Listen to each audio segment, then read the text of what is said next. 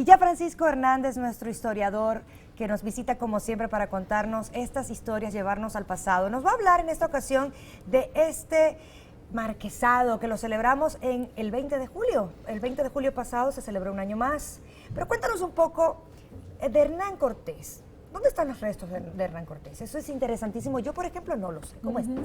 Bienvenido. Hola, Francisco. ¿Cómo están ustedes? Muy bien, gracias. Pues, bueno, vamos a hablar de unos personajes más polémicos de la historia, no solo de España, porque era un conquistador español, sino de México también. Es el que genera el mestizaje, del cual somos parte en toda la Nueva España antigua, la América. Claro. Y don Hernando Cortés Monroy y Pizarro, Órale, que es su nombre, sus restos residen en la iglesia de Jesús Nazareno, en el antiguo hospital de Jesús que él fundó. ¿En dónde está esto? Esta iglesia está en la calle de República del Salvador y Pino Suárez. Ajá, está por acá, muy cerca. Está muy cerca. Ahí precisamente hace un año develaron un mural sobre el encuentro de Hernán Cortés y Moctezuma en este espacio.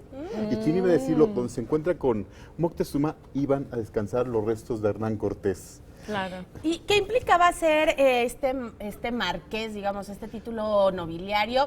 ¿Y qué abarcaba? Porque me imagino que era más grande que Oaxaca, como lo conocemos hoy. Sí, bueno, Hernán Cortés, Valle de Oaxaca. sí, el Valle de Oaxaca. El marqués Carlos V, el rey Carlos V, este gran emperador que decía que en su reino no se mete el sol, porque mientras él dormía, el sol estaba saliendo en América. Ah, bueno. Oye, que fue imagínate. muy joven, ¿no? Él, Sí, uno de los reyes más jóvenes, jóvenes. Carlos V. No hablaba español todavía cuando gobernaba España. Hazme Tuvo el que favor. aprender, porque venía de Alemania. Bueno, Hernán Cortés le dan este título que da Carlos V, y primero abarca Oaxaca. El marquesado del Valle de Oaxaca es un título que abarca Oaxaca, Estado de México, Morelos, parte de Hidalgo, o sea, un territorio enorme. Amplísimo. Hernán Cortés quería ser gobernador de la tierra que había conquistado, quería ser virrey, Claro. pero nunca le pudieron dar el título, porque no vaya a ser que Hernán Cortés se les vaya a salir un poco del huacal y se vaya a Claro. autonombrar como gobierno propio. Claro. Déjenme contarles esto, ¿por qué es tan importante? Se cuenta que los hijos de Hernán Cortés, Martín y Luis Cortés, organizaron una fiesta en la casa de los hermanos Ávila. Los hermanos Ávila vivían junto a Palacio Nacional. Ahí donde está el Templo Mayor, estaba la casa de los hermanos Ávila. E hicieron una representación teatral, en donde en la obra de teatro a los hijos de Hernán Cortés, porque su padre había conquistado esta tierra, Sí. se les coronaba emperadores de México, en una obra de teatro. Y al coronarse emperadores de México, se les acusó de sedición, de traición al rey. Y ellos fueron encarcelados, y a ¿En los serio? chicos, a los amigos de ellos, Sí. los Ávila, se les llevó a la picota en el Zócalo. O sea, la picota es que... A cortarles la Alta cabeza. Sí, porque... sí. De plano. Oye, entonces la descendencia de Hernán Cortés, ¿a dónde fue a parar? O sea, ¿qué es lo que pasó con su descendencia? Bueno, Hernán Cortés tuvo 11 hijos. Nada más. 11 hijos. Ándale. 11, y uno tuvo con la Malinche, que fue Martín Cortés. Claro. Martín Cortés tenía su casa en la calle de Tacuba y el eje Lázaro Cárdenas. Ahí después vivirá Ignacio Manuel Altamirano. Es una casa que existe todavía. ¿Y existe? La ¿Eso te casa iba a decir? existe. Ahora es una cafetería muy popular. Pues claro, imagínate. Pero bueno, 11 hijos tuvo Hernán Cortés. De estos 11 hijos, bueno, hay seguramente descendencia en España, todavía en México. O hasta en el, aquí, ¿no? En el siglo XVIII, los descendientes radicaban en Italia.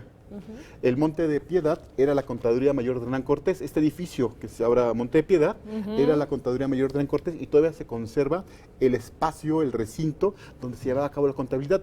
Es un viaje en el tiempo estar ahí.